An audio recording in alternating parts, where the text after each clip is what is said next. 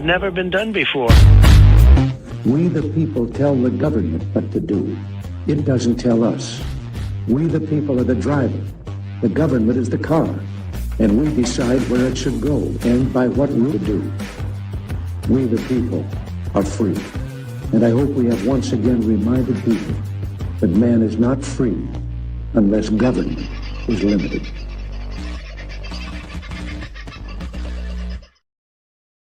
And there ain't nothing limited about our government, folks. They are off the leash and like rabid dogs tearing anything they can apart in our society.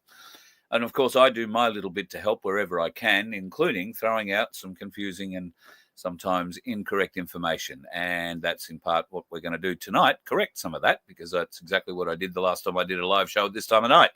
And I want to make my apology up front for it. However, we'll get into that very shortly. I want to say good day to everybody who's rolled up in the room tonight. Who was first in the house tonight? Sophie, conscription. Well, that's exactly what we're going to talk about tonight, Sophie. Lovely to have you in here. AVCam, I don't know how you say that. But good to have you in too. You had a little look on the internet, Sophie. Nowhere could you find evidence of the claims that it is legislated. Well, you're looking in the wrong place. It's pretty easy. You can go to section 60 of the bill, and we will go to the Defence Act, but you can go to section 60 and look it up for yourself. It's pretty simple. And in fact, if you just go to Google and type in section 60 or Defence Act 1903, Australian Defence Act 1903, section 60, and we'll bring it up for you. It'll show you that it's always been there. So I hope that helps you, Sophie. It's been in there for a while, as we are about to find out. Spazza, DM, nice to have you boys in the house, and the lovely Aussie Sue, Margot, and Dave O. Dave, I think I've missed you a little bit. But anyway, yeah, Sophie seems to be like a rabid dog tonight. Maybe she's calmed down a little bit now that we've started the show. I hope your blood pressure's all right, love. Don't get too excited, you know. I'm one of these people that when I get it wrong, I will hold my hand up as soon as I know I've got it wrong, and I'm holding it up. And in fact, I've even gone so far as to go and get the young lady who has put me right to make sure that we are all put right. Now, a lot of you will know this lady's name. You may not have ever seen her before. You may have. I don't know. I'm looking forward to having her on The Voice of Freedom for the first time ever. Good evening to Amanda Sheedy. How are you? Yeah, getting there. I'm feeling, we talked about this earlier, feeling really guilty for having to correct you at all. No. I stand corrected, and that's what we've got to do. If we're going to be sitting here on this side of the camera, so to speak, and, you know, speaking, uttering utterances from our utterance utterers, then you'd want to make sure those utterances are truthful. At least that's my commitment. And when I get it wrong, I try and correct the record as soon as I possibly can. And I saw your live. You sent that to me this morning, which was great. And I rang you as soon as I'd watched it. And we had a little chat about it. I understand completely. And in fact, and it's a processing. So let's go into this to try and explain where I screwed it all up. I got the issue wrong. There were others involved. Obviously, I was passing information along, but I didn't dig deep enough into it and look hard enough myself. And there's a lesson, folks. If you're going to do your research, do all of it. You know, don't get lazy. And this is what Amanda is known for. She sticks her nose deeply into things. So I say that with the greatest of respect. I hope you understand. So please set me straight. Where did I go wrong? I can actually bring up the graphics that I think I used the other night, which was an initial post came from My Place Australia about Australia's new Defence Act 2025, mandatory military service. What the fuck's happening? Okay, so that is where it originally came from. And then there was this document that followed that up, which does outline quite clearly that you can be called on to serve the country if you're aged between 18 and 60 and meet the qualifications of the call-up. So it doesn't say that everybody is going to be called up. And in fact, it does say in other parts of the Act, they're still going to use a ballot for the situation, for the thing. So they used birth dates last time. If you were aged, 18 on this date, then and you were born between here and here, then congratulations, you've just enlisted. And that is still the case. It was enacted through World War II as well, from memory, and finished at the end of Vietnam with the Nashos. So it's not a new thing, conscription, but obviously I got it very wrong the other night when I've said it's been brought back and it's all, hoo-ha and bastards. So tell me, sorry, how did I get it so wrong? Well, first of all, and I know that you didn't follow my stuff back in the early days during lockdowns.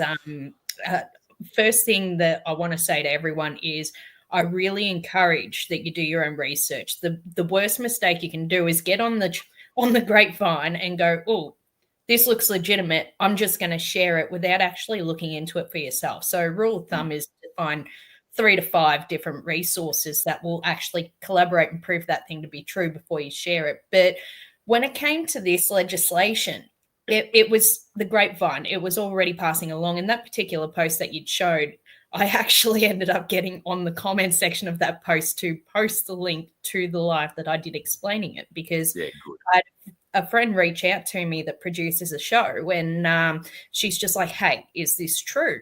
And I delved into it. I went into all the legislations before Parliament, all those that have passed, failed, and this went back years. Anything that affected the Defence Act 1903, nowhere in there was there any changes to Section 59 and 60, which is the conscription. So from there, I actually went and did a search and tried to find the oldest piece of legislation, like PDF, that I could find online, which was dated back to 2011, and believe it or not, sections 59 and 60 of the Defence Act 1903 actually dated back that far, and it was written word for word what's being shared virally right now. So I'm just trying to show folks, if I can blow that up, that is the 2011 version that you found. Yes, that is. So this has not changed at all in any kind of wording in that time, and your research shows from a lot earlier than that as well. But we saw different dates on these documents. So how did we manage to get that so wrong? Well, you need to be experienced in this stuff. And generally when I tell people, when you're looking into legislation, you at least need to have done your year 11 and 12 in legal studies to be able to understand how complex it all is fully. But thankfully for me, during that time that I was doing that study, I did some work experience at the local magistrates court at the time, which they had me doing a lot of work behind the scenes, which included replacing legislation in the manual system that they have. And every magistrate's court does have a large wall filled with just all these binaries of all the legislations, and you go through each page and you replace. But at the time when I was doing it as well, they were introducing the digital system as well. So the registrar explained it to me at the time. So every page that I replaced had the date of when that amendment was passed on the bottom of the page, but none of the other pages were touched because they weren't amended. But on the digital system, every year at the start of the year, so around January, February, it automatically upgrades the date to the date of that year. And then the date on the legislation updates again each time an amendment is passed and the legislation's changed automatically digitally. So does it change to the date that the amendment was made or the date that the document was published? No, it changes to the date that the amendment was made, because that year is the most up-to-date version of the legislation, automatically digitally. But if you were to go into the manual system that they have in the registrar's office, only the amendment page itself that's been replaced will have the updated date on it. So it's the manual system versus the digital system, and the digital system's automatic. So the dates just update. So at the start of each year, it'll automatically go from 2024 to 2025. And then say an amendment is made, say, in September of that year, say the 19th of September, 2025, then the whole legislation will have a new timestamp saying, okay, from the 19th of September, 2025. And it's just an automatic process. obviously, in what we do, we get bogged down in bills, legislation, and innuendo, conspiracy theory, news that comes from dubious sources, and first of those dubious sources would be mainstream media. Other sources that are not recognized by mainstream media is where you and I and others get a lot of our information from. Just on research, how do you choose the topics? When we can't research everything. So how do you choose what takes your eye and what you're going to make a story out of? Oh, I'm sorry, I should rephrase that. You don't make stories out of things. If there is a story to be told, how does it grab your attention? Well, when this kind of goes back to like during the pandemic and lockdown and during my travels going door to door. So a lot of people, if they aren't recognizing me yet, they're about to recognize me. So I took part in the daily convoy, which after everyone left Canberra, I was one of the ones on the mic outside of all the buildings on the PA system. And I often ended up out front of Parliament, and I'm literally reading the legislation that they wrote. And what drew us to those legislations was whatever was happening on the day. So the new stuff that they were trying to pass, the things that they were trying to sneak in, the news that were coming out, and it was kind of, in a way, it was to spite the mainstream media as well, because we ended up favoriting those places in the Chinese embassy. But that is because they were doing all the shifty. They were, the shifty deeds. They were trying to glaze over things. They were picking and choosing. They weren't being unbiased as reporters were meant to be under the legislation and the powers that they are given to do their job. The whole point of them is to hold the politicians to account, but they were picking and choosing. So I was going through the counterterrorism acts. I was going through the legislative acts towards the governing powers, about the COVID mandates and stuff like that. I was going over the Constitution. I was going over everything, plus anything that was being affected or talked about in the day. And there was a situation, and this is something that most people haven't heard of because they weren't actually there at this point, but when Zelensky, Ukrainian president, ended up in the Zoom in Parliament, I was actually there on the lawns of Parliament that day. And what they were doing while they had him in and they were pledging, we're going to support Ukraine, on the lawns of Parliament to the 24-hour protesters that were there every day was absolutely abominable. The AFP came in force to force everyone out while they were having these talks inside. They forced me and a number of other well-known streamers at the time off the lawn so it couldn't be recorded. One of the lesser-known streamers was caught in the middle, and they went hell for leather for the protesters that were on the lawn. And one of them ended up with multiple broken bones and all their medications taken off them, and they were targeted repetitively after that too. So we've seen a lot of dodgy stuff on the ground, and it really it fueled a lot of me continually going back to Parliament, and they couldn't argue or talk down what I was saying. The biggest thing that they could really say to me is what any lawyer or judge would say. And Carl, you probably heard this a few times. It's not about what you're saying, it's how you're interpreting what you're saying. That was the issue. So that's how I knew I was hitting the nail on the head. So I was that legislation chick that was running around everywhere going, I will hold you accountable. And I'd talk for hours on end. But this is my niche. I spent 4 years in high school studying law and legal studies, crims cops courts. I did some part-time work at the magistrates court for a few weeks there. And I also went to go start studying at university as well, in to do with law as well. So I do have an intense background and in law, reading law, understanding law, and the history of law, which not a lot of people have. And I'm no way saying that I'm a qualified lawyer. Unfortunately, due to physical issues, I couldn't continue my studies at the time. But I do understand enough of being able to find, being able to research, being able to interpret. Like there's a lot of things And in it is law. interpreting. It is interpreting legalese. That's what you're learning. In year one, you are crammed into learning, and the word is interpreting. So Yep. many people don't really appreciate what that word means in a legal sense. It means, like, just the same as it does if you're talking to an Afghani person, you need an interpreter to talk to them. Okay, words mean things. So, yes, you need to interpret the legislation because it's written in a different language.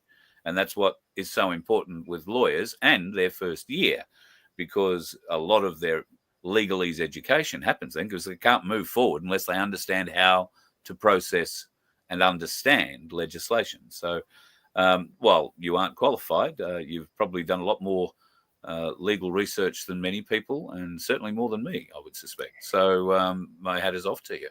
Yeah, well, I've done so much that I can actually find these things a lot quicker than what most people can. And I also have an in-depth understanding of how it's written as well. And this is why you've probably seen a few of my streams where I go, look, if you're going to be looking into this stuff, you really need a legal dictionary.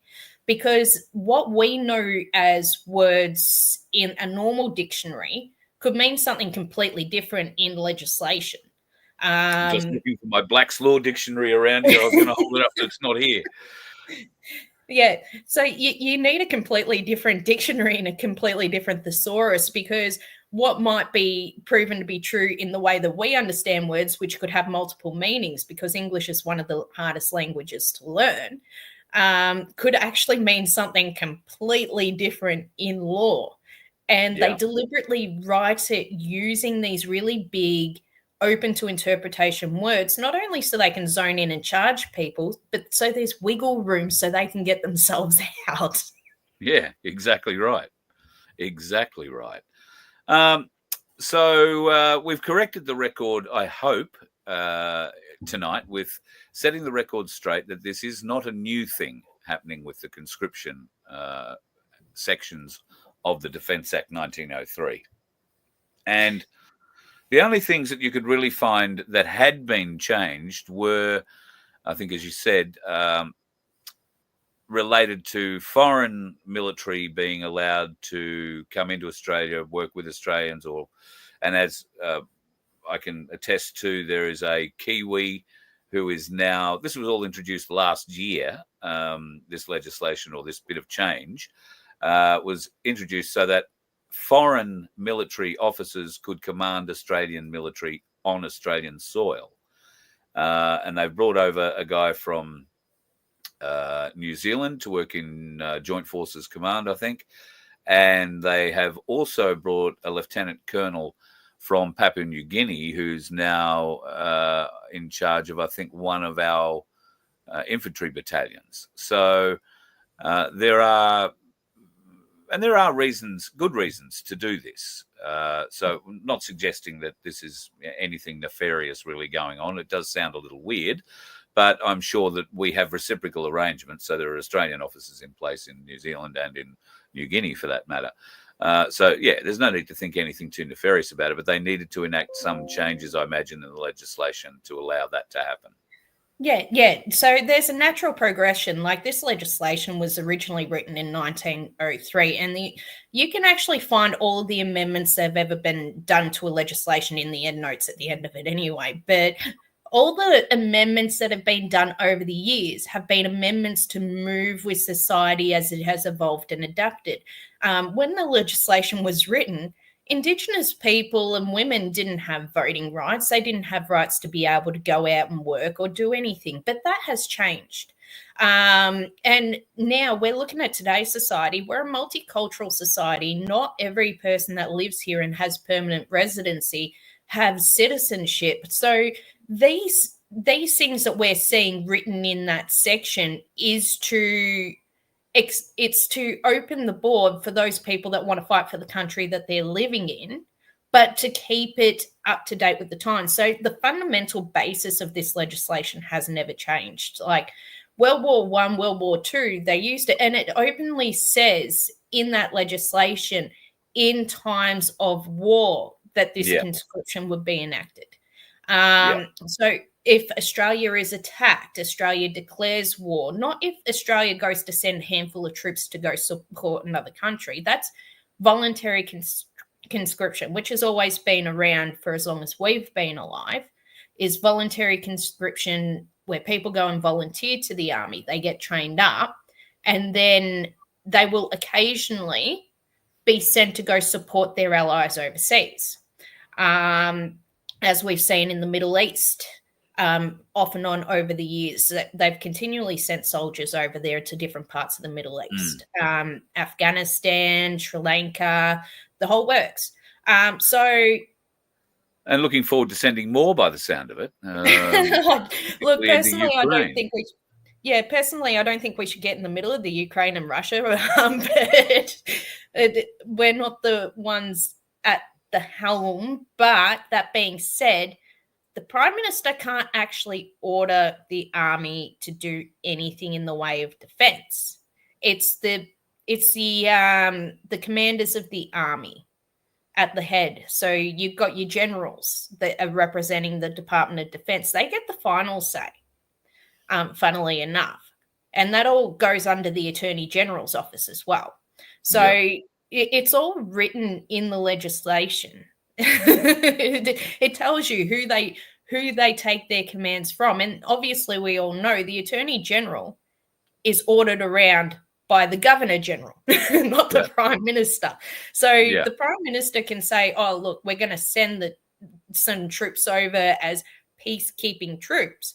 But at the end of the day, he's got to persuade the commander of the army, and he's got to persuade the Attorney General, and he's got to persuade the Governor General.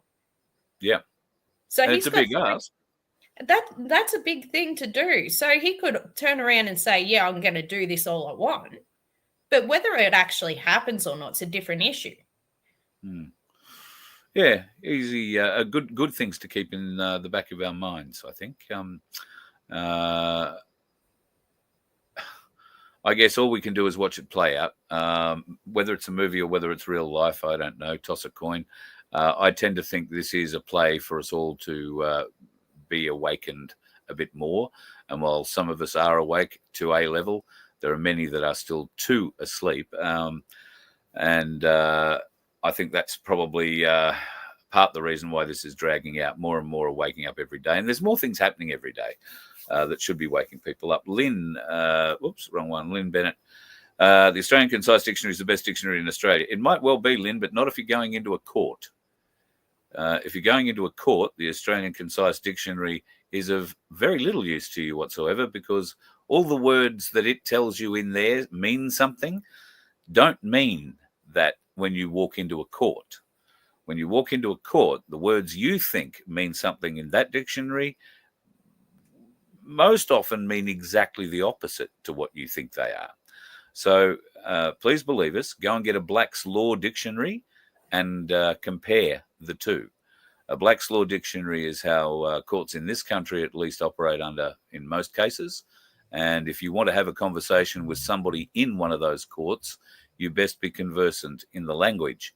And to understand the language, you are going to need a Black's Law Dictionary. Otherwise, as a guy who once appeared on the show occasionally named Spiros would say, you are speaking gibberish. I thought I'd bring that up while you were still on camera, Amanda. I don't agree with a lot when it comes to Spiros, and I'm so grateful at the moment he seems to have gone underground. But there is one thing that he said that is actually true, is when it comes to law, if you think you understand English, you don't understand English. Yes.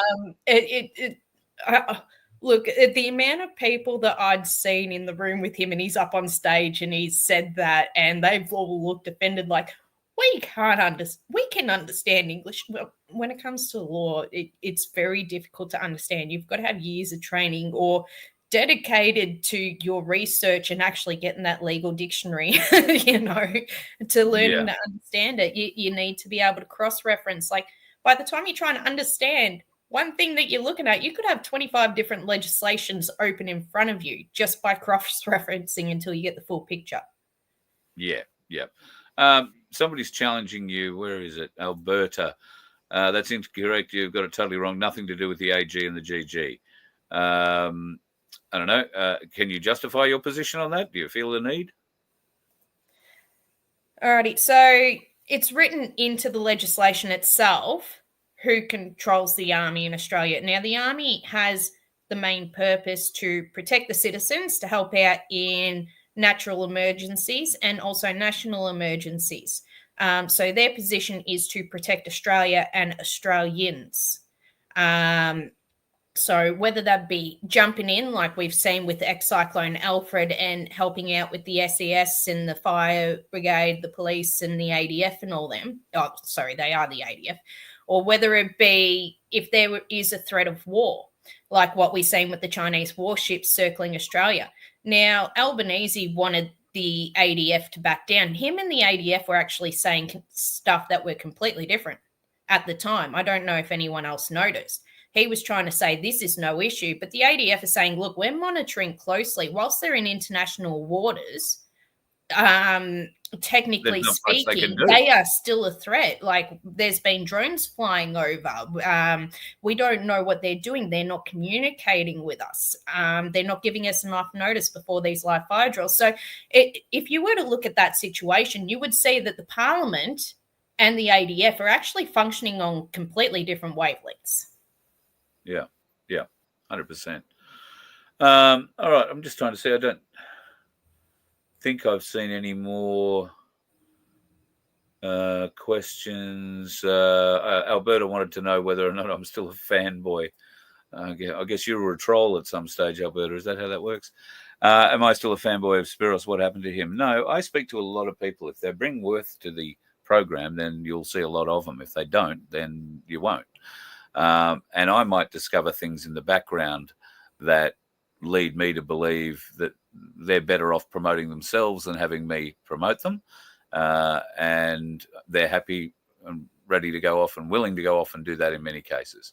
Spiros and I haven't spoken in a while, but we don't have, as far as I'm aware, any bad blood between us. He's doing the Royal Registry thing, as far as I remember. I'm not sure if Tane is involved with that at all. Yeah, if I say the name, if I say the name Tane and people understand it, well, you understand him, you'll probably know why I have nothing to do with it. That's all I'll say. Yeah. Yeah. Leave it at that, shall we? All I'm thinking of is how I publicly challenged you over Spiros. Yeah, that's all right. Sometimes it's not, and I've said this before. Sometimes it's not completely apparent what I am doing here on this show. Some people watching me think I'm doing one thing, which in fact I might be doing, but I am in fact doing something else in the background. And I might use this show to help what's going on in the background from time to time. Maybe. I don't know. Might happen like that. But it's not a usual thing, and there's nothing clandestine or secret squirrel about this shit. It's just how the game plays. So I once somebody once called me a spy, right? I forget now. It was a troll.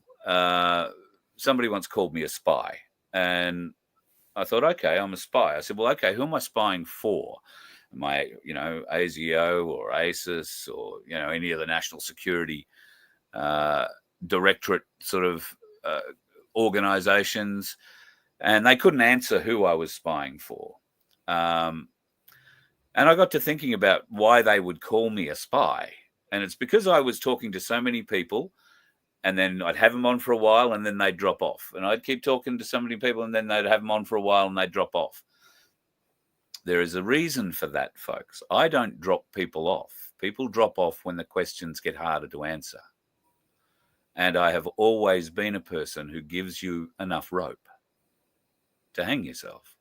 Now, in some cases, there have been people who have seen the rope getting tighter and have removed their head from the noose right at the last moment. And there are others who haven't. And that is the nature of the game. And it is a game. I figure if I'm going to watch a movie, I'm going to play a bloody game. So, and these people seem to like playing political games. Well, I'm up for a political game. 40 years of throwing fucking knives into people's backs in radio. I'm ready. I've caught a lot of knives in my back too. No, I won't say that. But there is some other things going here. So, yeah, look, if you want to play political games, I'm your boy. But it turns me into a horrible fucking person. And that's why I don't want to do that, because I want to be a much better person than I was when I worked in radio. And I've worked tirelessly since you've known me on this show to be a much better human being than the one I was when I started it. So, and I think I'm succeeding. I don't know. You be the judge. But I will say one thing. A lot of the people that you saw me talking to 4 years ago and helping have a platform to speak do not have a platform to speak anymore. Or if they do, it is much diminished. There is a reason for that. And it's not because I've done anything to them. It's because they speak shit and will not own up to it when they are caught. I own up to it, like I'm doing tonight with Amanda. All right? And you're doing a very marvelous and humble job of it too. I'm stoked that you're taking it so well. Well, you've got to. I mean, I don't know. Look, it's embarrassing, and yeah, I've been screwing things up on air for 40 years or more, so I'm used to screwing things up publicly. What I am not used to doing is ducking and weaving for cover and putting the blame on somebody else or saying, oh, she told me this or he told me that. No, I put it up. I'm the one who said it. Here is exactly what I said. No, I was wrong. And you have to be, I believe, that kind of a person if you're going to be a broadcaster in this particular sphere. While it is all entertainment, I want it to be honest entertainment, at least what comes from me. So... Well, that puts you 50,000 pegs above the mainstream media. Oh, yeah. Yeah. They also get paid 500,000 times more than you or I to tell lies that Muppets believe, which is probably the saddest thing. The biggest thing I find is that we don't support each other, whether it be financially, whether it be physically, whether it be at other people's events. There always seems to be this division, this bloody ego that gets in the way. And it is ego that gets in the way. But all we can do is keep exposing the ego, and that's in part what I do. I'm very good at exposing and identifying ego very early and watching it. I've been in a position where I've been able to fan the flames of an ego, and I've been in the position where I've got to prick the ego with many people throughout my life and my career. So I'm good at it. But it's a savage thing to be doing. And if I was running around doing it to, some of the people that are in this particular sphere of broadcasting, it would be problematic. It would make me, look like a demon or a demonic kind of bastard who's running around chopping the heads off everybody. I don't want to. If you've got something to say, I'm gonna help you say it. If I can help you promote it, if it's worth promoting and it's not lies or bullshit, then pick me. You can come here. And if I get it wrong, like I did, go off half-cocked or semi-cocked or no cocked at all, then I'm going to own up to it as soon as I find out that that's what I've done wrong. And I'm not looking for a pat on the back for it. I just think that's what we should be all doing. That's what we should all be doing. Yeah. I was saying multiple times when I was streaming on the ground, especially in Canberra, and I copped a lot. I don't know how much people had seen a lot when I was leaving the on the ground filming of protests, but I can't hold the government and the corporate media and all that to account and be doing fair, unbiased reporting. if I let slide the things that our community are doing wrong as well, which is exactly what Carl is saying here. If you're going to get something wrong, then you own up to it. If you're going to report things, you need to report it fairly. You've got to show the mainstream media what they're meant to be doing. Yeah, because they certainly aren't in any way, shape or form showing us the right way it should be done. Pardon me. And I don't know about you. I don't have much of a aspiration to be another mainstream media person in whatever comes next. But if it is setting new goals, new standards, and new ways to be transparent and transmit information, and I think when the switch comes, it's going to be a flood. So we will probably rue ever wanting full transparency, because we will have so much to report on, there won't be enough time. Look, it'll be like shoving a fire hose in a frog's mouth.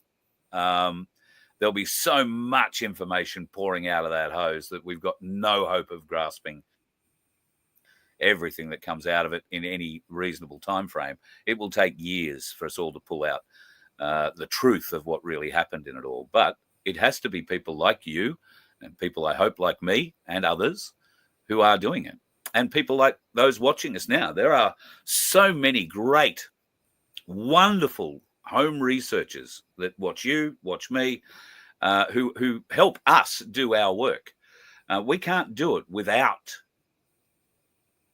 you. We need your support. Now, if that's you getting on the tools with us and finding all these bits and pieces of information and sending them in so that we can follow them up, or you follow them up and you send in what you found or whatever, that's great. If it's, I can't do any of that, but here's $20, well, that's great too. We all have bills to pay. And, in your case, you've got more than one mouth to feed. So, it's just difficult that our particular group has been taken advantage of by many people. And now, quite rightly, people, I think, are pretty wary. And it's getting more and more difficult to be able to continue to do what we do, and get shouted down about it every day, and get, called God knows whatever, and trolls. And they don't affect me, but I know that they do affect other people. So, that can have a huge impact on people's mental health. I like to return the favour to trolls, but nowadays there are bots that are trolls. In fact, Alberta may well be one of them. They're not even humans. They're just shit that they send into these channels to try and stir up a little bit of angst, a little bit of whatever we might be able to ban you for this week. And I'm hopeful that I'm smart enough to keep my mouth shut long enough not to get banned. That's the trick, isn't it? I was doing really well until a couple of weeks ago, but then something must have slipped out because they knocked 2 channels down for a week. So anyway, it is what it is. That's the real trick of it, isn't it? Trying not to bite back and be just as bad on camera.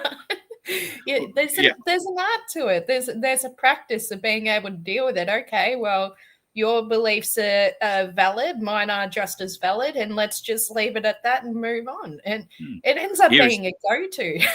Here's the evidence that I have for my side. I'm very happy to look at the evidence you have for your side. Oh, what? You have no evidence? You just heard somebody say something, or that's what you were taught in school? Okay. I just smile politely and say, okay, righto. You don't want to look at my evidence? Oh, no, I learned it all in school. Like, you could learn it in school and forget half of it if you don't actively practice it growing into your adult life. Well, I would argue that you're being programmed in school to believe what they want you to believe. Oh, yeah. There's a lot of things. So, especially down here in Victoria. Oh, the school systems are very questionable, I think is a good one. I think Victoria, along with Queensland, now hold the highest rates of homeschooling, and I think Victoria are introducing legislation that says you can't homeschool anymore. They're also introducing legislation that apparently machetes are going to be banned. Who knew they weren't already, to be carried around on the street? But that's because there seems to be a lot of African migrant crime involving machetes. at the moment. Who knew that there would be African migrant crime when so many African migrants came to town? No one had any idea that refugees from violent war areas would be like that. Not at all. No. The other interesting thing I think that happened in Danistan last night was Dan turned up at a town hall in Box Hill, I think it was. Now, I want to say Darren Bergwerf might have attended that, and I've been trying to ring him, like to get to the phone to ring him all day to find out if that was the case. I believe that Penny Wong, the Minister for Beijing, and a couple of other Labor politicians turned up there, including ex-Victorian Premier Dan Andrews. They were there to woo the Chinese vote. Am I correct in saying that?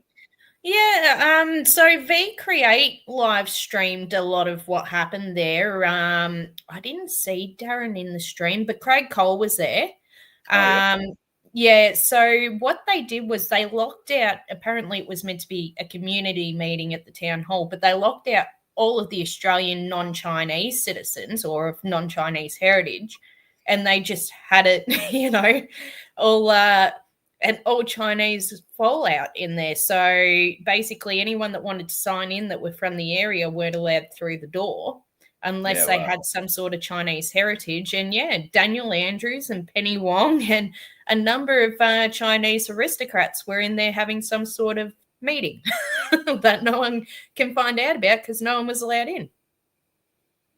Wow. It was all caught on live stream. Yeah. Are we too surprised about that to think that might have happened? No. I know quite a number of really lovely Australian Chinese or Chinese Australian people. People who you may look at and say, oh, gee, you're Chinese. But when they open their mouth and say, g'day, mate, how the fuck are you? There is no doubt they've grown up here their whole life. Now, two of those people live in Box Hill. I'll reach out and see whether or not they went to the town hall, and we'll see whether or not there is anything we can glean from it. Obviously, I haven't really looked today, but there hasn't been anything other than, all round eyes locked out of Box Hill Town Hall for Chinese voters. And the voters, I'd seen something in the mainstream. I think it was, there was an article this morning saying the voters that didn't know who they wanted to vote for or how the politics system works here, so they were just going to vote Labor because of that meeting. And I suspect that could be the plan for Labor in a lot of seats with large migrant populations. God, they could move around Melbourne and do Greek, Turkish, Syrian. They could do it. They could do every nation in Melbourne. What am I talking about? It's the largest multicultural city in the country. In the world in one city. Got the world in one city. And Sydney could do the same if they can, stop fighting amongst themselves long enough too, because they've got a few issues with shit going down there at the moment too. Smart meters being one of the things that have been popping into people's minds. Also, the freedom of speech legislation, and I'll get your take on this too, Amanda. New South Wales and Australia rushed through hate speech legislation in December after a number of anti-Semitic, supposedly, acts against synagogues in Melbourne and Sydney. Then there was a caravan full of explosives found in Sydney that wasn't doing anything or going anywhere. But anyway, gave the media enough impetus to ramp up the horror, the shock, the dismay, and the potential for the death and destruction of so many Jewish people had this gone off in a synagogue. This week, of course, we've had the revelations come out that was never going to be the case. And the AFP knew that was never going to be the case from very early on. It turns out the Prime Minister knew the case, this to be the case weeks beforehand. And it's always a huge cover-up. Should our hate speech laws now be repealed? Absolutely. Considering it's all been revealed to be hoaxes, and they have been releasing articles and videos about it all day from all the mainstream media corporations because they're playing cleanup. Considering all of it, all the attacks on the synagogues and the mosques, even right down to the caravan, have been revealed to be a hoax and of no real threat. Absolutely, those hate speech laws should be repealed because they were seriously thrown in, and I wouldn't be surprised. Conspiracy theory, get your tin hat on, that the government organized all of these hoaxes just so they could rush that through, so they could limit what we say online. Yeah, I agree 100%. Just for people to know, there was a senior nomad allegedly known as James Bond. He was a ringleader in the firebombing that happened at a synagogue, but that's organized crime doing the bidding of other organized crime. Yep. Now, I would ask you, not you, Mandy, you're a smart woman. I would ask those people who may be less smart to consider the fact that organized criminals do not make those kind of moves, a caravan load full of explosives, against other organized criminal organizations.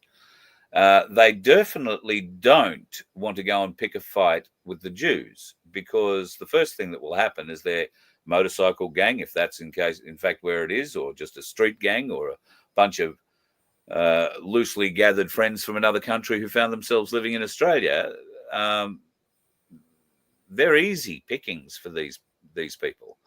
Mossad, on the other hand, will come in and infiltrate your entire organization and gut you from the inside out for trying to do something like that to them. So if this was a outlaw motorcycle gang related event, I'd be very careful of who you're nomming, because if this is the narrative that they're putting out in the public, they're going to try and blame it entirely on overseas security intelligence interests paying off stupid Australian gang members.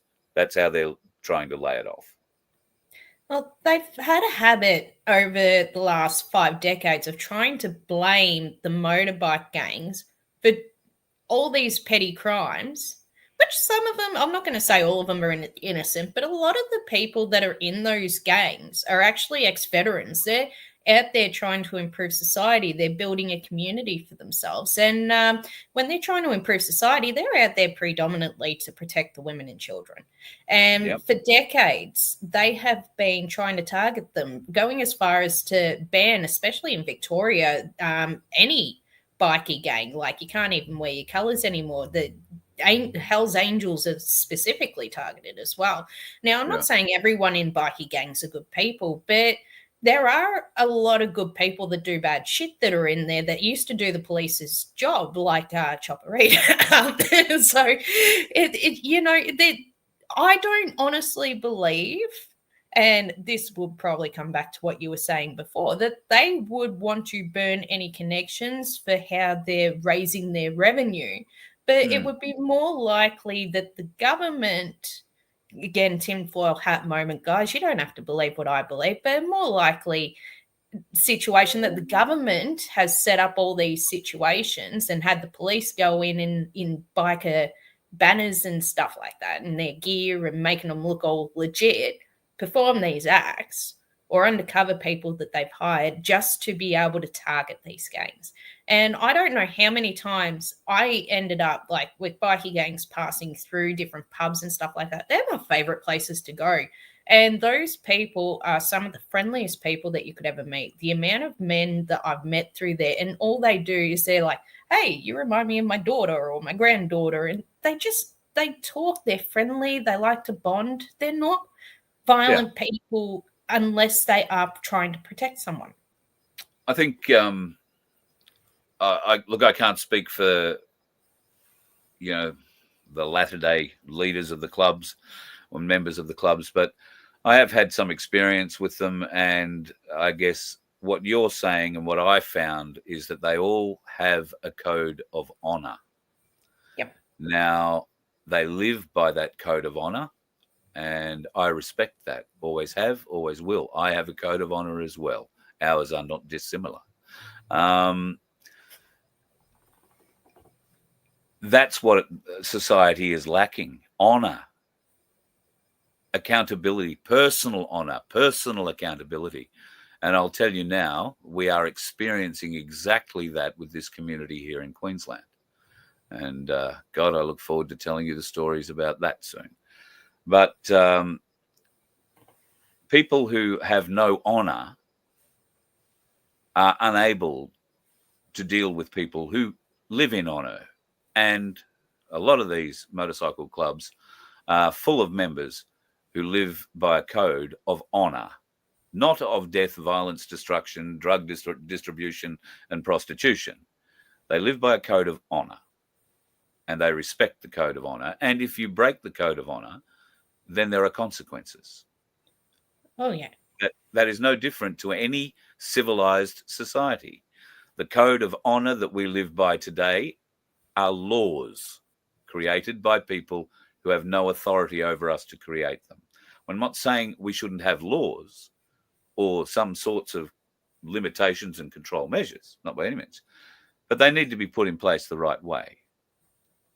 And currently, they're being put in place by a foreign-owned corporation who is trying to inflict as much tyranny upon us as they can and keep us wrapped in slavery for the rest of our existence. Not just us. Everybody you know, everybody who you're going to know, and everybody who they're going to produce and you'll never know.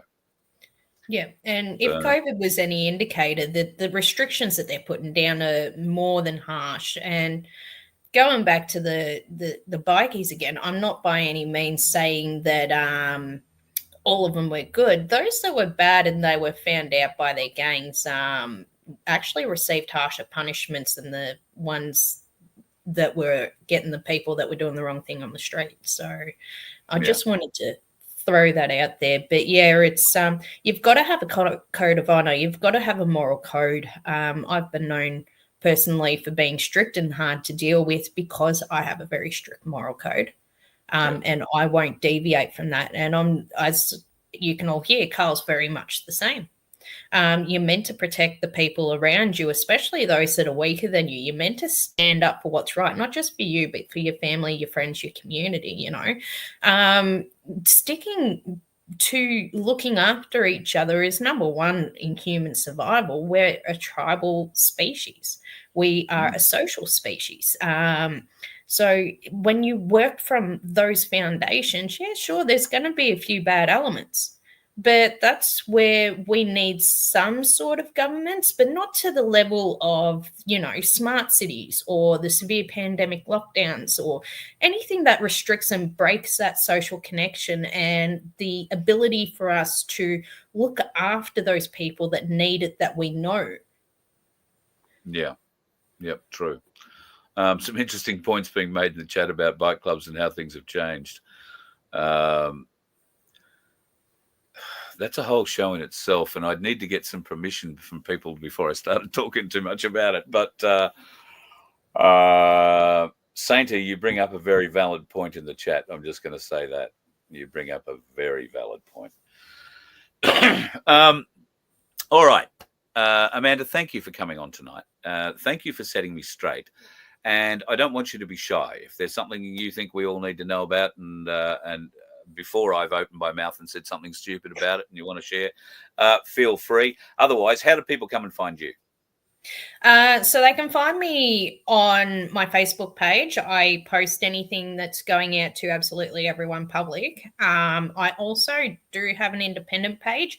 Facebook is doing some funny things with the lives. I don't know how many people are content creators and have noticed this, but they're now not giving you a choice to leave your lives on. So any videos that are released, you've got 30 days to watch them before they disappear. So you got to get in quick to get in the content. You can't just wait for it to come circulation to you. So regularly keep checking the pages that you guys follow. So you can find me on Facebook by my name. I also work with PMA, so you might see me doing a few interviews with Pure Media Australia as well in the near future once things have settled a bit more up north. Yeah, beautiful. All right. Well, congratulations and thank you again for setting me straight. And I hope we've made it clear to everybody. Well, we've cleared up any confusion that anybody might have been having. So really appreciate it. And you're welcome on here anytime you like. Absolutely. Thank you so much for having me, Carl. And again, I feel really bad, but look, I'm happy that I did the right thing for you and Yeah, everyone yeah. who followed you. No, I'm 100% grateful. Please don't ever think you can't. I do not ever think I'm a person who has it all right all the time. And I want to be the person who holds his hand up first when I find out I've got it wrong. So thank you for helping me do that. No, it's all good. And by extension, if you need anything checking over before you talk about it, feel free to give me a buzz. Oh, I just might do that. Thank you. All right. Thanks again. See you soon. All good.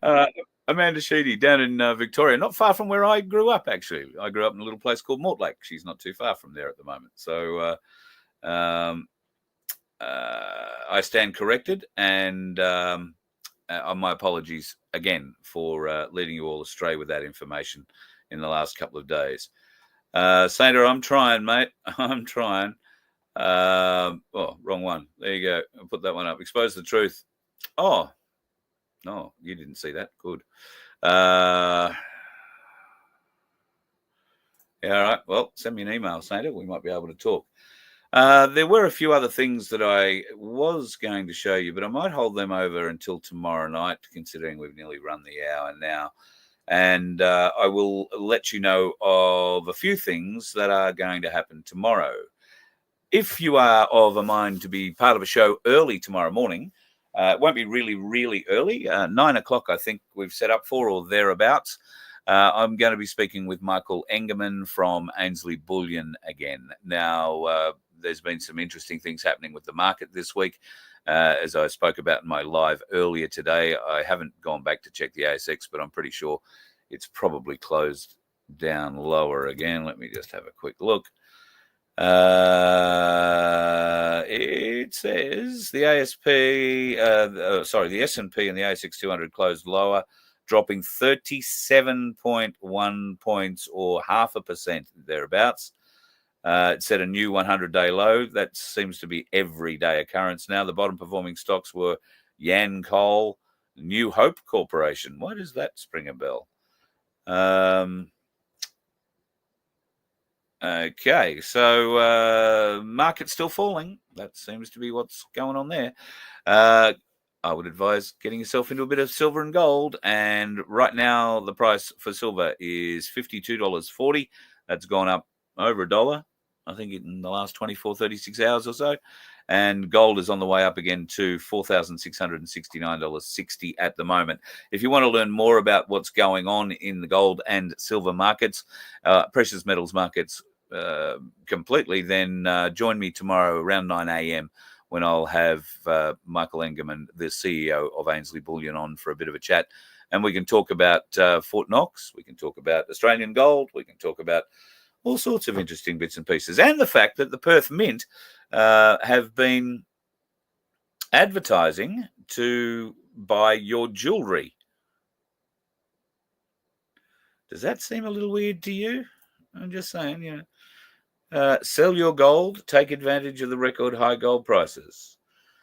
And here is a more formal ad that they've put up. Need a little extra for the family or maybe something for you? Sell your old gold. Well, not unheard of, I suppose, but I did send that question off to Michael, and I guess we'll get an answer for that one in the morning. I know that the store that the Perth Mint have in, is it Hay Street in Perth? There is a lot of Perth Mint produced jewellery in that store. But I have never known, and I don't know, I've never been buying from them for years either. So, but in the time I've been aware of the Perth Mint, I've never heard of a call for your personal gold or silver jewellery to be taken into them and sold. A bit like going to cash converters. You would hope you'd get more for it, but maybe not at Perth Mint. Who knows?